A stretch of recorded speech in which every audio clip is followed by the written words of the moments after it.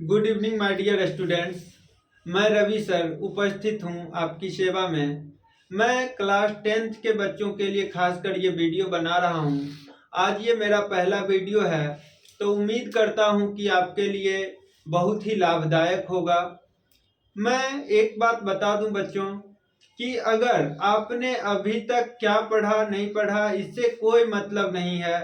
अगर आपको class 10th में बोर्ड में अच्छी मार्क्स लानी है तो आप हमारी वीडियो को लगातार कंटिन्यूअस 1 महीने देख लीजिए। मैं गारंटी देता हूं कि आप बोर्ड एग्जाम में अच्छी मार्क्स ला पाएंगे। तो चलिए बिना देर किए वीडियो को स्टार्ट करता हूं। क्लास 10th के लिए ये मेरा स्पेशल वीडियो है। तो क्लास 10th का ज्योग्राफी मैं बताऊंगा आपको, जिसको हिंदी में भूगोल कहते हैं। तो हमारा फर्स्ट टॉपिक है आपके लिए कि संसाधन को परिभाषित कीजिए, मतलब कि संसाधन क्या है। चलिए स्टार्ट करते हैं। हमारे पर्यावरण में उपस्थित हर वह वस्तु संसाधन कहलाता है जिसका उपयोग हम लोग अपने दैनिक जीवन में करते हैं। जैसे आप जितना भी वस्तु देखते हैं, आपके आसपास में जितना भी वस्तु अवेलेबल है, जितने भी संसाधन हैं, सभी को हम लोग क्या कह देंगे? संसाधन कहेंगे। और नेक्स्ट चीज ये है कि प्रकृति का कोई भी तत्व तभी संसाधन बनता है। प्रकृति का कोई भी तत्व तभी संसाधन बनता है जब वह मानवीय सेवा करता हो।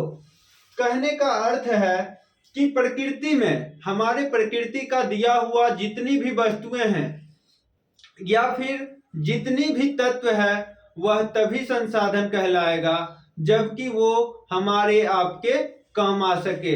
अगर कोई तत्व हमारे काम नहीं आता हो तो उसे हम संसाधन नहीं कहेंगे।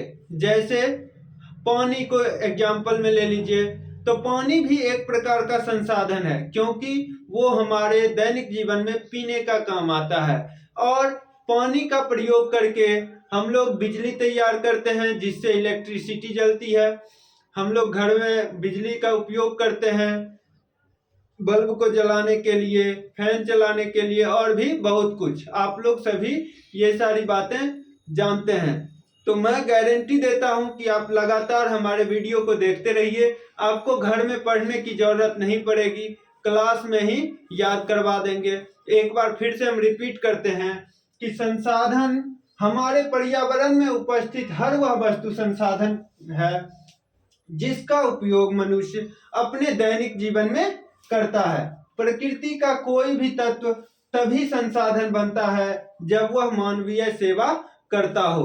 तो उम्मीद है बच्चों कि आप लोग संसाधन समझ गए होंगे कि संसाधन क्या है।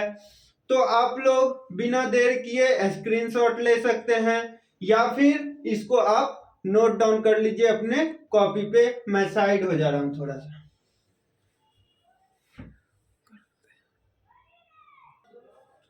उम्मीद करता हूं आप लोग स्क्रीनशॉट ले लिए होंगे। तो चलिए हमारा नेक्स्ट टॉपिक है संभावी संसाधन और संचित कोष संसाधन में अंतर स्पष्ट कीजिए। तो मैं बताना चाहूंगा कि वैसा संसाधन जिसे हम भविष्य में उपयोग कर सकेंगे उसे संभावी संसाधन कहेंगे, तथा ऐसी संचित कोष संसाधन भंडार जिसे उपलब्ध तकनीक के आधार पर प्रयोग में लाया जा सकता है उसे संचित कोष संसाधन कहेंगे। यह संसाधन हमारे भविष्य की पूंजी है। चलिए इसको डिटेल्स में समझने का प्रयास करते हैं कि वैसा संसाधन जिसे हम भविष्य में उपयोग कर सकते हैं, भविष्य में अपने उपयोग में ला सकते हैं, उसे संभावी संसाधन कहेंगे। जैसे आज के दिन हम लोग सभी जानते हैं कि चंद्रमा पे हम लोग पहुंच चुके हैं।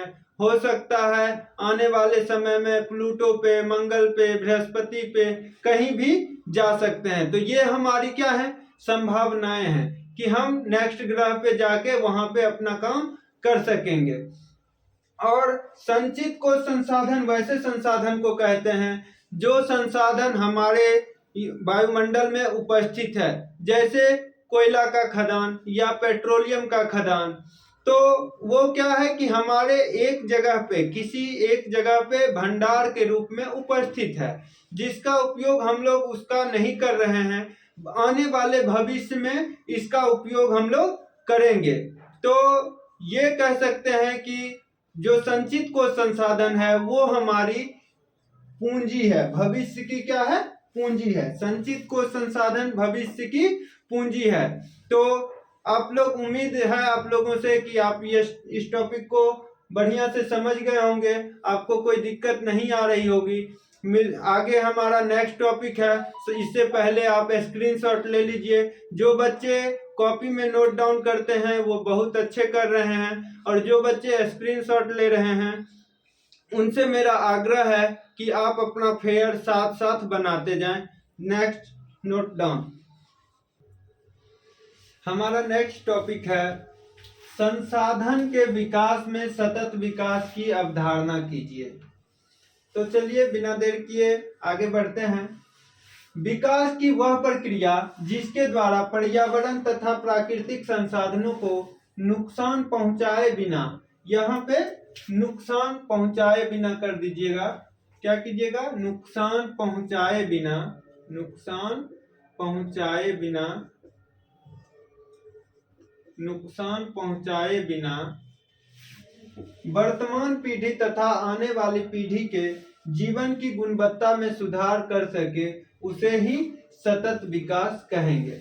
चलिए इसको डिटेल्स में समझते हैं कि सतत विकास वैसी विकास को कहेंगे जिसे कि हम पर्यावरण तथा वायुमंडल में बिना हानि पहुंचाए, बिना क्षति पहुंचाए विकास की ओर अग्रसर हो सके, बढ़ सके, उसे सतत विकास कहेंगे। जैसे मान लीजिए कि आज आपके पास कोयला का भंडार है, तो जाड़ा का मौसम है, देख रहे होंगे टोपी लगा के पढ़ा रहे हैं आपको, जैकेट पहन के पढ़ा रहे हैं। तो ठंडा का मौसम है, आप क्या करेंगे, आपके पास कोयला का भंडार है, तो उसको आप हाथ सेक लेंगे, कोयला जलाकर हाथ सेक लेंगे। तो इससे क्या होगा, ये जो हमारी संसाधन है उसका क्या है, दुरुपयोग है। और ये दुरुपयोग करने से आने वाली पीढ़ी, जो भावी पीढ़ी है, उसको इस चीजों की स्कार्सिटी महसूस हो सकती है, मतलब इसकी कमी महसूस हो सकती है। तो संसाधन का हमेशा सदुपयोग करना चाहिए और हमेशा ही उसको बुद्धिमत्ता के साथ उपयोग करना चाहिए। अगर आप संसाधन का सदुपयोग नहीं करते हैं तो हमारी भावी पीढ़ी को इस चीज की कमी का आभास हो सकता है। तो आज के लिए इतना ही, आप इस को नोट कर लीजिए या फिर स्क्रीनशॉट ले लीजिए। मिलते हैं नेक्स्ट वीडियो में ज्योग्राफी के साथ। बहुत बहुत धन्यवाद। आप, अगर आपको हमारी स्टडी अच्छी लग रही हो, आपको हमारी पढ़ाई हुई बातें समझ में आ रही हो, तो वीडियो को लाइक करें, शेयर करें और चैनल को सब्सक्राइब करके बेल आइकन दबाना ना भूलें। तो चलिए आप लोग नोट डाउन कर लीजिए इसको।